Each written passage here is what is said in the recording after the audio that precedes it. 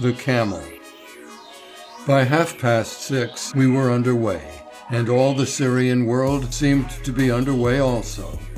The road was filled with mule trains and long processions of camels. This reminds me that we have been trying for some time to think what a camel looks like, and now we have made it out. When he is down on all his knees, flat on his breast to receive his load, he looks something like a goose swimming. And when he is upright, he looks like an ostrich with an extra set of legs. Camels are not beautiful, and their long underlip gives them an exceedingly gaulless expression. They have immense flat, forked cushions of feet that make a track in the dust like a pie with a slice cut out of it. They are not particular about their diet. They would eat a tombstone if they could bite it. A thistle grows about here, which has needles on it that would pierce through leather, I think. If one touches you, you can find relief in nothing but profanity. The camels eat these. They show by their actions that they enjoy them. I suppose it would be a real treat to a camel to have a keg of nails for supper. At Noah's tomb. Noah's tomb is built of stone and is covered with a long stone building. Bucksheesh let us in. The building had to be long because the grave of the honored old navigator is 210 feet long itself. It is only about 4 feet high, though. He must have cast a shadow like a lightning rod. The proof that this is the genuine spot where Noah was buried can only be doubted by uncommonly incredulous people. The evidence is pretty straight. Shem, the son of Noah, was present at the burial and showed the place to his descendants, who transmitted the knowledge to their descendants, and the lineal descendants of these introduced themselves to us today. It was pleasant to make the acquaintance of members of so respectable a family. It was a thing to be proud of. It was the next thing to being acquainted with Noah himself. Damascus.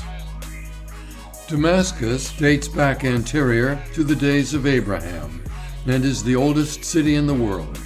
It was founded by Uz, the grandson of Noah. The early history of Damascus is shrouded in the mists of a hoary antiquity.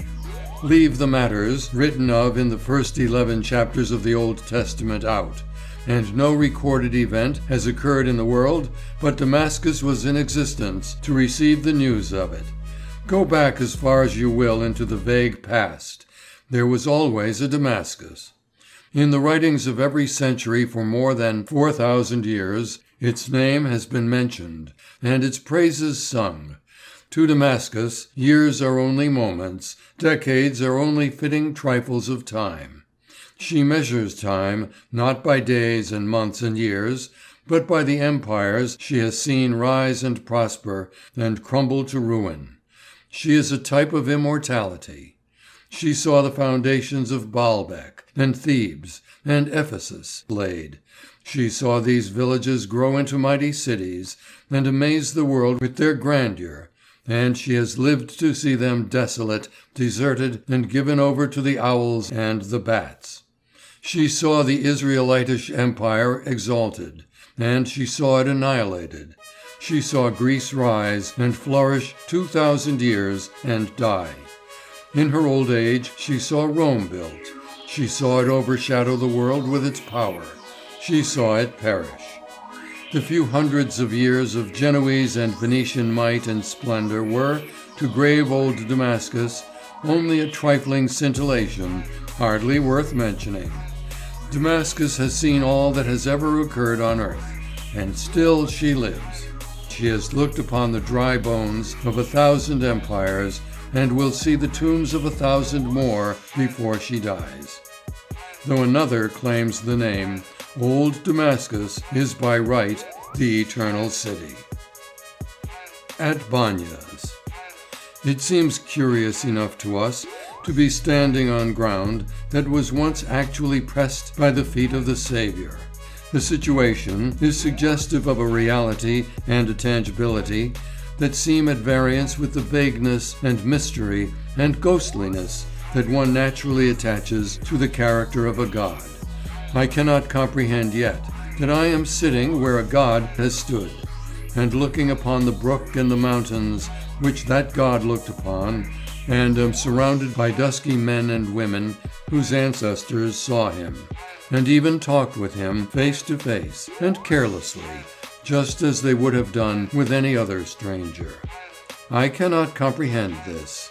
The gods of my understanding have been always hidden in clouds and very far away. A healer in Palestine. As soon as the tribe found out that we had a doctor in our party, they began to flock in from all quarters. Dr. B, in the charity of his nature, had taken a child from a wagon who sat nearby and put some sort of a wash upon its diseased eyes. That woman went off and started the whole nation, and it was a sight to see them swarm. The lame, the halt, the blind, the leprous, all the distempers that are bred of indolence, dirt, and iniquity, were represented in the Congress in 10 minutes. And still they came. Every woman that had a sick baby brought it along, and every woman that hadn't borrowed one. What reverent and what worshipping looks they bent upon that dread, mysterious power, the doctor. They watched him take his phials out. They watched him measure the particles of white powder. They watched him add drops of one precious liquid and drops of another. They lost not the slightest movement. Their eyes were riveted upon him with a fascination that nothing could distract. I believe they thought he was gifted like a god. When each individual got his portion of medicine, his eyes were radiant with joy. Notwithstanding by nature they are a thankless and impassive race, and upon his face was written the unquestioning faith that nothing on earth could prevent the patient from getting well now. Christ knew how to preach to these simple, superstitious, disease-tortured creatures. He healed the sick. They flocked to our poor human doctor this morning, when the fame of what he had done to the sick child went abroad in the land, and they worshipped him with their eyes, while they did not know as yet whether there was virtue in his simples or not. The ancestors of these, people precisely like them in color, dress, manners, costumes, simplicity, flocked in vast multitudes after Christ, and when they saw him make the afflicted whole with a word, it is no wonder they worshipped him. No wonder his deeds were the talk of the nation. No wonder the multitude that followed him was so great that at one time, 30 miles from here, they had to let a sick man down through the roof, because no approach could be made to the door. No wonder his audiences were so great at Galilee that he had to preach from a ship removed a little distance from the shore. No wonder that even in the desert places about Bethsaida, 5,000 invaded his solitude, and he had to feed them by a miracle, or else see them suffer for their confiding faith and devotion.